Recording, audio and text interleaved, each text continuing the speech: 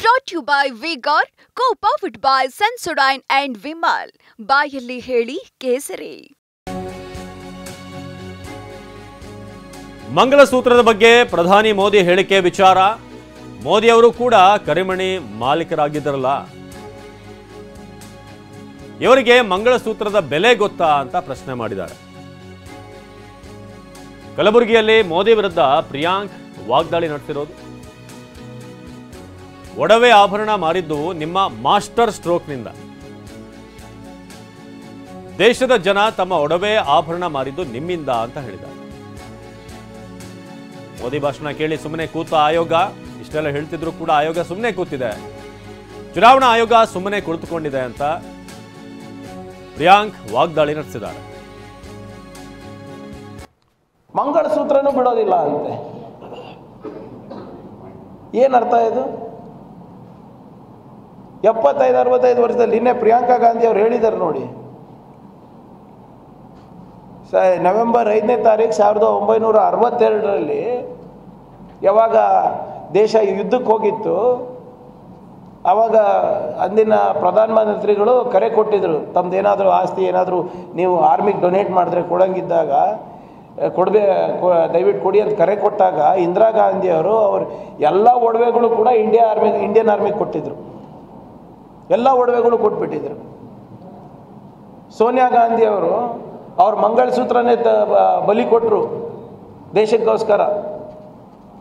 LTTEನಲ್ಲಿ ರಾಜೀವ್ ಗಾಂಧಿ ಅವರ ಏನು ಹುತಾತ್ಮರಾದರು, ಅದರ ಲೆಕ್ಕ ಇಲ್ವಾ?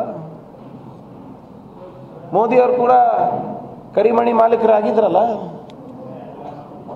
ಇವ್ರಿಗೆ ಗೊತ್ತಾ ಒಂದು ಮಂಗಳಸೂತ್ರದ ಬೆಲೆ? ಇವತ್ತು ನಮಗೆ ಬಂದು ಪಾಠ ಹೇಳ್ತಾ ಇದ್ದಾರೆ ಮಂಗಳಸೂತ್ರದ ಬಗ್ಗೆ.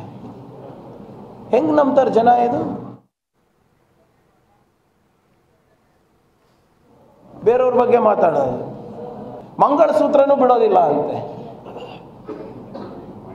ಏನರ್ಥ ಇದು?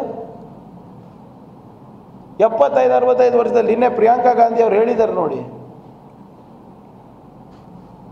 ನವೆಂಬರ್ 5ನೇ ತಾರೀಕು 1962ರಲ್ಲಿ ಯಾವಾಗ ದೇಶ ಯುದ್ಧಕ್ಕೆ ಹೋಗಿತ್ತು, ಆವಾಗ ಅಂದಿನ ಪ್ರಧಾನಮಂತ್ರಿಗಳು ಕರೆ ಕೊಟ್ಟಿದ್ರು, ತಮ್ಮದೇನಾದರೂ ಆಸ್ತಿ ಏನಾದರೂ ನೀವು ಆರ್ಮಿಗೆ ಡೊನೇಟ್ ಮಾಡಿದ್ರೆ ಕೊಡಂಗಿದ್ದಾಗ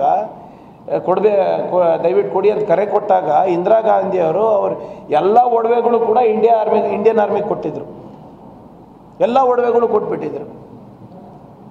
ಸೋನಿಯಾ ಗಾಂಧಿಯವರು ಅವ್ರ ಮಂಗಳಸೂತ್ರನೇ ಬಲಿ ಕೊಟ್ಟರು ದೇಶಕ್ಕೋಸ್ಕರ. LTTEನಲ್ಲಿ ರಾಜೀವ್ ಗಾಂಧಿ ಅವರ ಏನು ಹುತಾತ್ಮರಾದರು, ಅದರ ಲೆಕ್ಕ ಇಲ್ವಾ? ಮೋದಿಯವರು ಕೂಡ ಕರಿಮಣಿ ಮಾಲೀಕರಾಗಿದ್ರಲ್ಲ, ಇವ್ರಿಗೆ ಗೊತ್ತಾ ಒಂದು ಮಂಗಳಸೂತ್ರದ ಬೆಲೆ? ಇವತ್ತು ನಮಗೆ ಬಂದು ಪಾಠ ಹೇಳ್ತಾ ಇದ್ದಾರೆ ಮಂಗಳಸೂತ್ರದ ಬಗ್ಗೆ. ಹೆಂಗೆ ನಂಬ್ತಾರೆ ಜನ? ಇದು ಅದ್ರ ಬಗ್ಗೆ ಮಾತಾಡಿ ಅಂದರೆ ಮಾತಾಡೋದಿಲ್ಲ, ಬೇರೆಯವ್ರ ಬಗ್ಗೆ ಮಾತಾಡೋದು. ಸೊ ಪ್ರಧಾನಿ ಮೋದಿ ಅವರ ಭಾಷಣ ಈಗ ಸಾಕಷ್ಟು ಚರ್ಚೆಗೆ ಕಾರಣವಾಗಿದೆ. ಒಂದು ವೇಳೆ ಕಾಂಗ್ರೆಸ್ ಅಧಿಕಾರಕ್ಕೆ ಬಂದರೆ ನಿಮ್ಮ ಮಂಗಳಸೂತ್ರವನ್ನು ಕಸಿದುಕೊಳ್ಳಲಾಗುತ್ತೆ ಅನ್ನೋ ಜೊತೆಗೆ ಬೇರೆಯವರಿಗೆ ಹಂಚಲಾಗುತ್ತೆ ಅನ್ನೋ ಮಾತನಾಡಿದರು. ಅದಕ್ಕೆ ನೆನ್ನೆ ಪ್ರಿಯಾಂಕಾ ಗಾಂಧಿ ತಮ್ಮ ಭಾಷಣದಲ್ಲೂ ಕೂಡ ಪ್ರಸ್ತಾಪ ಮಾಡಿದರು, ಅವರ ಅಜ್ಜಿಯ ಬಗ್ಗೆ ಹಾಗೆಯೇ ತಾಯಿಯ ಬಗ್ಗೆ. ಸೊ ಪ್ರಿಯಾಂಕ್ ಕೂಡ ಒಂದಷ್ಟು ವಿಚಾರಗಳನ್ನು ಹೇಳಿದ್ದಾರೆ. ಹಾಗಾದರೆ ಮೋದಿ ಕೊಟ್ಟಂತ ಹೇಳಿಕೆಯನ್ನು ಅದಕ್ಕೆ ಪ್ರಿಯಾಂಕಾ ಕೊಟ್ಟಂತ ಕೌಂಟರ್ ಹೇಗಿತ್ತು? ಬನ್ನಿ ಎರಡು ನೋಡೋಣ. पहले जब उनकी सरकार थी, उन्होंने कहा था कि देश की संपत्ति पर पहला अधिकार मुसलमानों का है. इसका मतलब ये संपत्ति इकट्ठी करके किसको बांटेंगे? जिनके ज्यादा बच्चे हैं उनको बांटेंगे, घुसपैठियों को बांटेंगे. क्या आपकी मेहनत की कमाई का पैसा घुसपैठियों को दिया जाएगा? आपको मंजूर है? ये कांग्रेस का मैनिफेस्टो कह रहा है कि वो माताओं बहनों का सोने का हिसाब करेंगे, उसकी जड़ती करेंगे, जानकारी लेंगे और फिर उस संपत्ति को बांट देंगे और उनको बांटेंगे जिनको मनमोहन सिंह जी की सरकार ने कहा था कि संपत्ति पर पहला अधिकार मुसलमानों का है.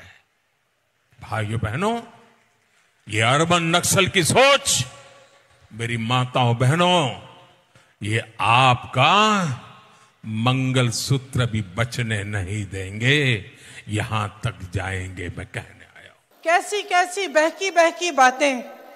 पिछले 2 दिनों में अब ये शुरू हुआ है कि कांग्रेस पार्टी चाहती है कि आपके मंगलसूत्र और आपका सोना आपसे छीन ले।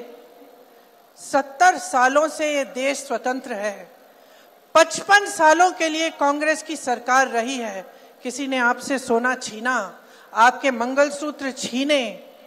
इंदिरा गांधी ने अपना सोना, जब जंग हुई थी, अपना सोना देश को दिया।